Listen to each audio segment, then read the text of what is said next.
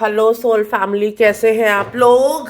और मैं आज एक नया वीडियो लेके आई हूँ आपके लिए। आज हम लोग wisdom of the auricle cards का रिव्यू देखेंगे। रिव्यू क्या है, फ्लिप थ्रू है पूरा। तो मैं एक एक कार्ड आपको पढ़ के सुनाऊंगी। गाइड बुक में से थोड़ा सा देखेंगे कि गाइड बुक में क्या क्या लिखा हुआ है। और ये एक 52 कार्ड का डेक है। कोलेट बैरन रीड ने बनाया है। कार्ड के पीछे का डिज़ाइन कुछ ऐसा है। ये कार्ड्स आपने काफ़ी रीडिंग्स में देखा होगा। काफ़ी इंटरनेशनल और इंडियन टैरो रीडर्स इस डेक को यूज़ करते हैं। और पैकेजिंग कुछ इस टाइप की आती है। पैकेजिंग काफ़ी स्टेडी है और बॉक्स ओपन होने में बहुत इजी रहता है। बॉक्स के पीछे प्राइस लिखा हुआ है, बार कोड है और थोड़ा बहुत कोलेट बैरन रीड जिन्होंने ये डेक बनाया है उनके बारे में थोड़ा बहुत लिखा हुआ है। कार्ड्स के साथ साथ एक गाइड बुक आती है जो काफ़ी डिटेल्ड है। और इस गाइड बुक में कार्ड्स का मीनिंग बताया हुआ है, ऑरिकल मैसेज बताया हुआ है, रिलेशनशिप मैसेज बताया हुआ है, प्रॉस्पेरिटी मैसेज बताया हुआ है, प्रोटेक्शन मैसेज बताया हुआ है। तो काफ़ी डिटेल्ड गाइड बुक है और गाइड बुक के साइज से भी आप लोग समझ गए होंगे कि काफ़ी ज़्यादा डिटेल में चीज़ें बताई गई हैं। और ये कार्ड्स मैं कहूँगी बिगनर्स के लिए ठीक है। अगर आप गाइड बुक अच्छे से स्टडी करते हैं, थोड़ा आपको आइडिया मिल जाएगा कि चीज़ों के बारे में क्या है।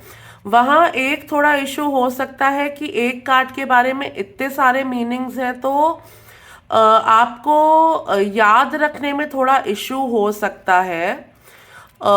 लेकिन मुझे भी हुआ था इशू थोड़ा सा याद रखने में जब मैंने इन कार्ड्स के साथ रीडिंग शुरू की थी। लेकिन जब मैंने इन कार्ड्स को बहुत फ्रीक्वेंटली यूज़ किया तो मुझे काफ़ी चीज़ें काफ़ी हद तक याद हो गई थी। और रीडिंग्स के दौरान भी अगर मुझे लगता था कि कोई ऐसा मैसेज है या कोई ऐसा कार्ड है जिस पे मुझे क्लैरिटी चाहिए तो मैं गाइड बुक खोल के पढ़ लेती थी। गाइड बुक में इंडेक्स भी दिया गया है जिस पे कार्ड पे जो लिखा हुआ है कार्ड्स के हिसाब से पेज नंबर दिया गया है। तो बहुत ज़्यादा टाइम भी नहीं लगता है गाइड बुक खोल के पेज ओपन करके चीज़ें पढ़ने के लिए। तो डरिएगा नहीं कि इतनी बड़ी गाइड बुक है कैसे याद करेंगे, बिगनर हैं और इतनी सारी मीनिंग कैसे याद होगी और ये और वो। देखिए, मैंने एक चीज़ जब से मैं टैरो कर रही हूँ मैंने सीखी है और मैं काफ़ी ऑरिकल डेक्स यूज़ कर चुकी हूँ। तो मैंने ये चीज़ सीखी है, जिस ऑरिकल का डेक को आप जल्दी जल्दी यूज़ करेंगे ना, अगर आपको कोई ऑरिकल डेक आपने नया खरीदा है और आप उससे एक कनेक्शन बना रहे हैं या बनाना चाहते हैं या आप उस ऑरिकल डेक को अच्छे से समझना चाहते हैं तो आपको बहुत जल्दी जल्दी वो डेक अपनी रीडिंग्स में यूज़ करना चाहिए। तो चलिए, मैंने आपको बता दिया है कि डेक वेक कैसा है। चलिए थोड़ी गाइड बुक पढ़ते हैं, उसके बाद मैं फ्लिप थ्रू करूँगी। यिंग का पहले पढ़ते हैं। तो शुरू में गाइड बुक में हमें बताया गया है कार्ड्स कैसे वर्क करते हैं, इस डेक को कैसे यूज़ करना है, रीडिंग के लिए प्रिपेयर कैसे करना है, एक card reading, two card reading, three card reading कैसे करनी है, मल्टीपल कार्ड मीनिंग्स कैसे क्या करने हैं, रीडिंग के एग्जाम्पल दिए गए हैं। तो ये सब डिटेल्स बताई गई हैं। चलिए यांग का पढ़ते हैं। Essential meaning, the masculine principle of movement and creative activity, the power to make things happen, taking action. Oracle's message, Yang represents the power of action, the energies that propel the world forward and manifesting thought and desire into concrete form. Now is the perfect time to act, for you can easily build momentum and take headway. What you want will come to fruition if you proceed confidently. This card signifies new life and is the sure sign that obstacles have been overcome. There is no reason to hesitate. You are the shaper of your own destiny. चलिए relationship meaning पढ़ते हैं. Circumstances are supporting action on your part. It's okay to make the first move. Trust that you will quickly know where you stand. In matters of the heart, there is a in matters of the heart, there is a movement towards your highest good. So go forth with assurance. Passion is in the air, and now is the time to dance to the tune of love. Take the lead. Prosperity message. Projects, partnerships, and all matters relating to your business are out of the obstacle phase and on to make it happen phase. Now is the time to stake your claim and get things done. While you can expect to be busier than usual, these cards tell you that you have all the energy and vitality you need to accomplish your goals. Abundance is waiting for you to claim it. तो ये था prosperity message. अब पढ़ते हैं protection message. Be mindful of the tendency towards impulsive action, overconfidence and aggressive behavior. Think before you act, lest you find yourself in a situation that will lead to uncomfortable consequences. Be sure you really want what you're choosing, because you might be sorry when you get it.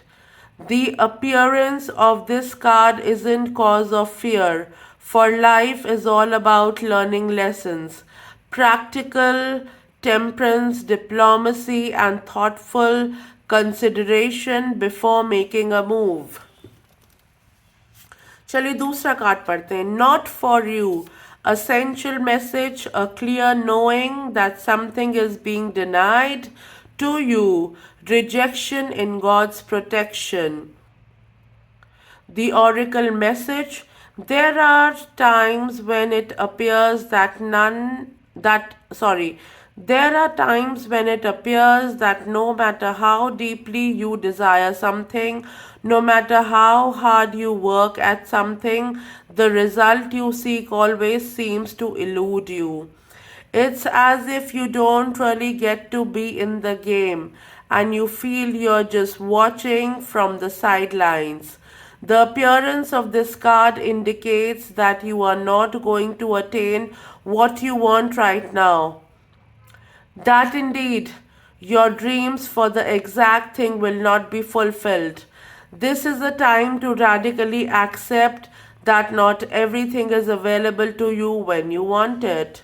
Take heart, for there are benevolent forces who desire the best for you and have a much clearer idea of what is for your highest good. Rejection is God's protection. Something much better that will make you truly happy is on the way. Trust this. तो मोटा मोटा समझ में आ गया कि guide book में क्या लिखा हुआ है. चलिए कार्ड्स एक एक करके पढ़ते हैं. Tick tock, clean it up, flexible, between worlds, deep knowing, message in a bottle. तो एक चीज मैं बताना चाह रही थी, कार्ड्स के साथ साथ नंबर्स भी दिए गए हैं कार्ड्स पे. अगर आप देख सकते हैं तो ये नंबर्स भी दिए गए हैं कार्ड्स पे.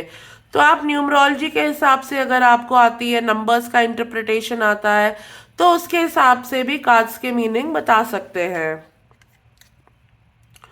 fork in the road, new life, excuse me, time to go the distance, observer, blessed, regeneration, treasure island, to be fair, mending, unfinished symphony, breathe, milk and honey, a change in the wind, by the book, yang, here and now,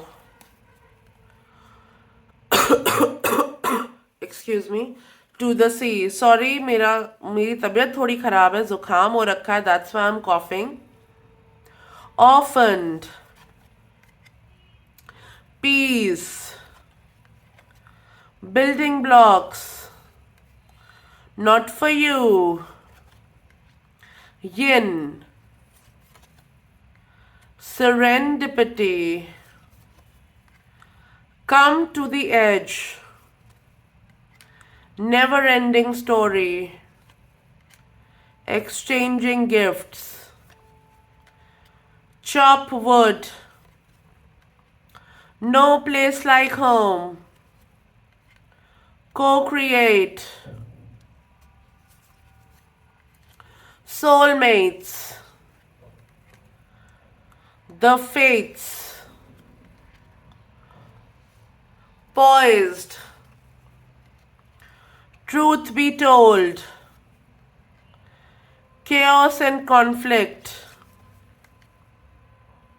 all that glitters, a leg up, loyal heart, why,